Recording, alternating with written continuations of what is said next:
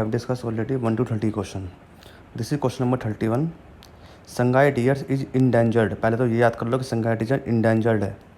ठीक है, ये क्वेश्चन पेपर में आता है. इंडेंजर्ड इनमें से कौन से इंडेंजर्ड कैटेगरी के अंदर है? ये क्वेश्चन हर साल यूपीएससी के अंदर फिक्स है. तो Sangai deer is endangered and endemic species of India found in Indian state. तो संगाई का पता ही आपको मणिपुर है, याद कर लो. ये बहुत बहुत कॉमन क्वेश्चन है. तो 31 का आंसर है 32. ये क्वेश्चन ऑलरेडी रिपीटेड है, यूपीएससी में 2 टाइम्स आ चुका है. विच of the following type of the forest cover largest geographical area in India. India के अंदर सबसे ज़्यादा जोग्राफिकल एरिया कौन से फॉरेस्ट कवर करते हैं? आंसर है इसका ए, ट्रॉपिकल डेसिडुअस फॉरेस्ट. ठीक है, 32 का आंसर. ये क्वेश्चन ऑलरेडी आ चुका है तो आपको ऑलरेडी याद होने चाहिए. अगर आपको याद नहीं है तो ये दिक्कत है. क्वेश्चन नंबर 33 के बारे में बात करता हूँ. अब देखो, आप क्वेश्चन देखोगे तो बहुत बार डिस्कस हो चुके हैं क्वेश्चन ये.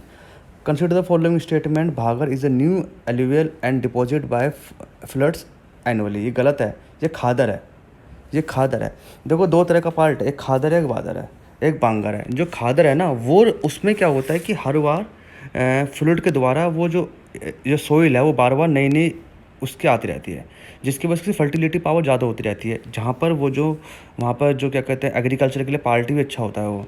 तो ये जो जहाँ लिखा है भागर, वो खादर है. खादर इज़, ऐसे बोलेंगे, एक आंसर होगा Khadar is new alluvial and deposit by flood annually. अब नीचे आ जाओ आप. Khadar represent system of the older alluvial and deposit away from flood part. तो वहाँ बांगर है. बांगर मतलब ओल्ड, खादर मतलब नया. ऐसे याद करो. तो 1 और 2 दोनों गलत है. 33 का आंसर हो गया बच्चों. 34 पे चलोगे. The black soil retain the moisture for very long time. जो ब्लैक सोइल होता है वो काफ़ी टाइम तक अपना मॉइस्चर को रिटेन करता है, क्योंकि उसके अंदर जो पानी नीचे जाता है ना, वो उसके अंदर नहीं होता. वो क्या होता है, उसके अंदर परमेबिलिटी कम होती है ब्लैक सोइल के अंदर. तो ये आंसर सही है. Laterite soil develop in area where the high temperature high rainfall. देखो, याद कर लो, जहाँ पे सबसे ज़्यादा रेनफॉल सबसे ज़्यादा होती है वहाँ सोइल लिटरेट होती है. पर वहाँ पे दिक्कत क्या हो जाएगा, ज़्यादा रेनफॉल होगी तो वहाँ का जो सिलिका होगा एरिया का वो निकल जाएगा बाहर. जब बाहर निकल जाएगा तो वहाँ पर एग्रीकल्चर के लिए वही प्रॉब्लम है एक तरह की. तो ज़्यादा रेनफॉल अच्छी नहीं होनी चाहिए, ज़्यादा कम भी नहीं होनी चाहिए. तो आंसर ये सेकंड भी सही है. Red soil develop on the crystalline igneous rock in area of low rainfall in eastern and southern part of Deccan plateau. Deccan plateau के अंदर आपको पता है, डेक्कन प्लेट्यू के अंदर हमारी इग्निशन रॉक पाई जाती है. इग्निशन रॉक हमारी क्या होती है, जब हमारे पास अर्थ के अंदर से लावा बाहर निकल के आता है तो अर्थ के ऊपर एक मोटी लेयर बना लेता है, जिसको मैग्मा कहते हैं. मैग्मा अर्थ के अंदर होता है और ऊपर लावा होता है. जब वो सूख जाता है तो उसे इग्निशन रॉक कहते हैं. इग्निशन रॉक के अंदर जब नीचे से ऊपर आता है तो उसमें क्रिस्टलाइन और नॉन क्रिस्टलाइन पार्टिकल्स भी साथ होते हैं. इसको रेड सोइल भी कहते हैं, क्योंकि इसके अंदर आयरन भी होता है. तो 1 2 3 तीनों आंसर सही हैं इसके. अब आ जाओ आप 35 पे. देखो, Jog falls is created by नटवर्ती रिवर. ये गलत है. जोग फॉल कर्नाटका के अंदर है और नटवर्ती रिवर पे नहीं है. सेकंड है हमारे पास नुखालिया फॉल्स इज अ टॉलेस्ट पंग इन वाटरफॉल इन इंडियन कोरेस्ट चेरापूंजी. ये हमारा सही है. चेरापूंजी के अंदर सबसे बड़ा ये वाटरफॉल है.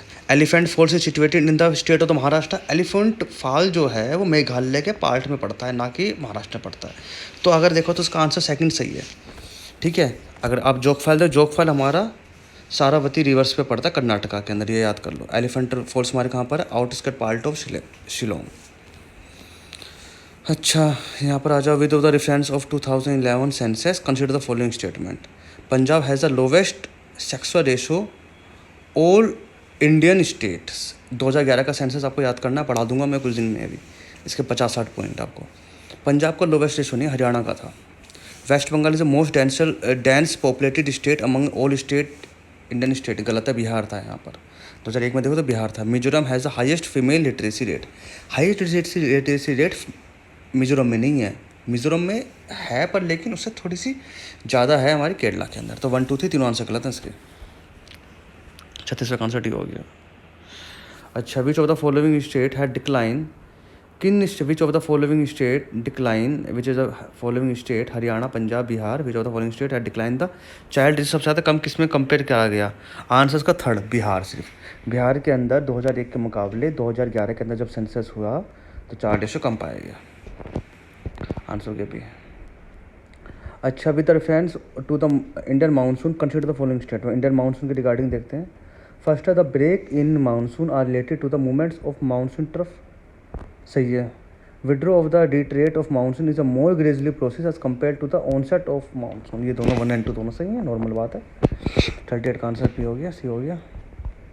अच्छा, जैसे आप इसको देखोगे, विच of the following coastal range. अब जैसे देखो ये क्वेश्चन है, ये क्वेश्चन मैंने आपको कुछ दिन पहले ही स्टार्टिंग में पढ़ाया था कि सबसे बड़ी कोस्टल लाइन कौन सी है, बताओ कौन सी है। गुजरात की बताई थी मैंने आपको, ठीक है। हमारी पूरी की पूरी जो लाइन है वो है कितनी बड़ी, 7,500 किलोमीटर की है।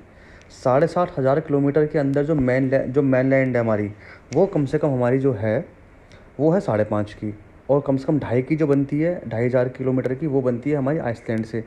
इसका आंसर का मतलब गुजरात तो लास्ट में आएगा। एक इंक्रीजिंग ऑर्डर में लगाओ तो सबसे लास्ट में गुजरात आएगा, तो आंसर ए और बी होगा इसका आंसर 2, ठीक है। फिर देखो महाराष्ट्र भी इधर साइड पड़ती है जहाँ पे समुंदर से, ठीक है, जहाँ पे सी है, और हमारा आंध्र प्रदेश इस साइड पड़ता है, जबकि और हमारा तमिलनाडु नीचे पड़ता है। तो इसका आंसर जो है वो है हमारे पास महाराष्ट्र सबसे कम है, फिर हमारे पास तमिलनाडु है, फिर हमारे पास आंध्र प्रदेश, और सबसे बड़ी है गुजरात की। याद कर लो, इंडिया कोस्ट लाइन 7,500 किलोमीटर लंबी है, पेपर में बहुत आता है ये। आगे बढ़ता है, 39 का आंसर है ये। देखो ये रहा, ठीक है। इंडिया की टोटल कोस्ट लाइन की 7,500 है, जिसके अंदर गुजरात की 1,1200 किलोमीटर तो इसकी हो गई।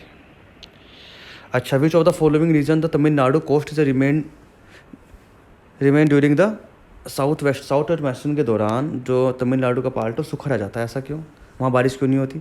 इसका रीज़न तो बहुत सारा, इसका रीज़न तो पहले बात तो आपको पता है कि ये रेन शेडो एरिया में पड़ता है। दूसरी बात यह है कि पैरेलल है, तो पढ़ते हैं question number 1। It is situated parallel to the bay of Bengal bench to the south west monsoon. कह रहे जब साउथ वेस्ट मानसून चलता है ना, तो उसके पैरेलल से होकर निकल जाता है, तो ये आंसर है। सेकंड हमारे पास क्या, it lies the rain shadow area of Arabian sea, और ये रेन शेडो एरिया के, अरेबियन सी के रेन शेडो एरिया में पड़ता है, तो 1 एंड 2 दोनों आंसर सही हो गए, खत्म। देख रहे हो आप कितने सिंपल क्वेश्चन है, मतलब आपको तो याद हो जाने चाहिए अब तक तो ये सारे।